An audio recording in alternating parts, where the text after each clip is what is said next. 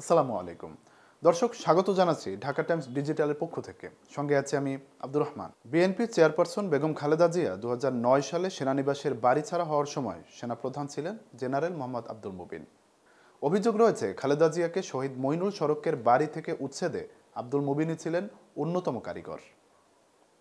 2011 সালে বয়সের কারণ দেখিয়ে গ্রামীণ ব্যাংকের ব্যবস্থাপনা পরিচালকের পদ থেকে ডক্টর মোহাম্মদ ইউনুসকে সরিয়ে দেয় শেখ হাসিনা সরকার। আদালতে গিয়েও বিফল হন ইউনুস। শুধু গ্রামীণ ব্যাংকই নয়, এর সহযোগী অন্য প্রতিষ্ঠানেও কর্তৃত্ব হারাতে হয় ইউনুসকে। অভিযোগ রয়েছে, খালেদা জিয়াকে সেনানিবাসের বাড়ি ছাড়া এবং ইউনুসকে গ্রামীণ ব্যাংক ছাড়া করতে শেখ হাসিনা সরকারকে সব রকমের সমর্থন দেন তৎকালীন সেনাপ্রধান মুবিন। তিনি নিরপেক্ষ থাকলে এই দুটি ঘটনা সম্ভব হতো না।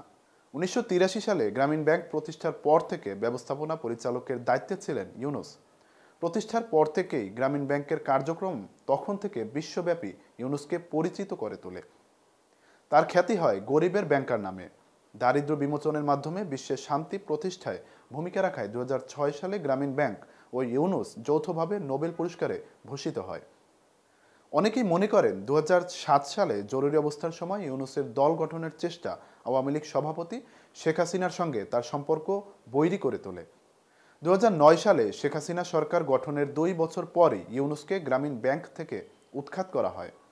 অন্যদিকে 2009 সালে ক্ষমতায় আসার পর শেখ হাসিনা সরকার খালেদা জিয়াকে সেনানিবাসের বাড়ি থেকে উচ্ছেদে উঠে পড়ে লাগে।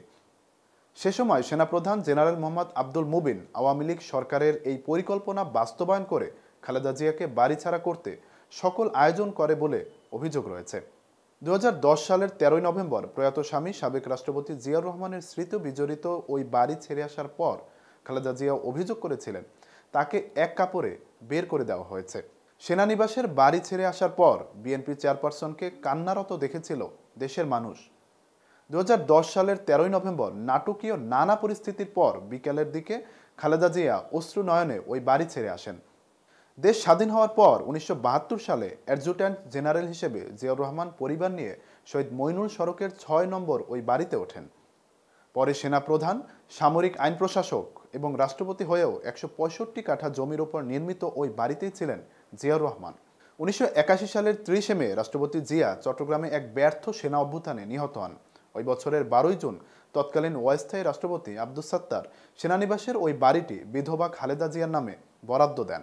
ইজারা দলিলের মাধ্যমে তাকে সরকারি ওই সম্পত্তি দেওয়া হয়। ওই বাড়িতেই বাস করছিলেন খালেদা জিয়া। প্রধানমন্ত্রী হওয়ার পরও ক্যান্টনমেন্টের ওই বাড়িতেই থাকতেন বিএনপি নেত্রী। 2010 সালে ক্যান্টনমেন্টের বাড়ি ছেড়ে আসার দিনই সন্ধ্যায় গুলশানের কার্যালয়ে সংবাদ সম্মেলনে কান্নায় ভেঙে পড়েন তৎকালীন বিরোধী দলীয় নেতা। খালেদা জিয়া অভিযোগ করেন তাকে এক কাপড়ে জোর করে সেনানিবাসের বাড়ি থেকে বের করে দেওয়া হয়েছে। আমাকে অপমান করা হয়েছে, যেভাবে বের করা হয়েছে তাতে আমি লজ্জিত বলেছিলেন খালেদা জিয়া। সেদিন সংবাদ সম্মেলনে 9 মিনিট বক্তব্য দেন বিএনপি চেয়ারপারসন, আর পুরোটা সময় তিনি রুমালে চোখ বুজে কাঁদছিলেন। সে সময় দলনেত্রীর পাশাপাশি বিএনপির জ্যেষ্ঠ নেতাদেরও কাঁদতে দেখা যায়। খালেদা জিয়া বলেছিলেন তার বেডরুমের দরজা ভেঙে টেনে হিচড়ে তার কক্ষ থেকে বের করে দেওয়া হয়।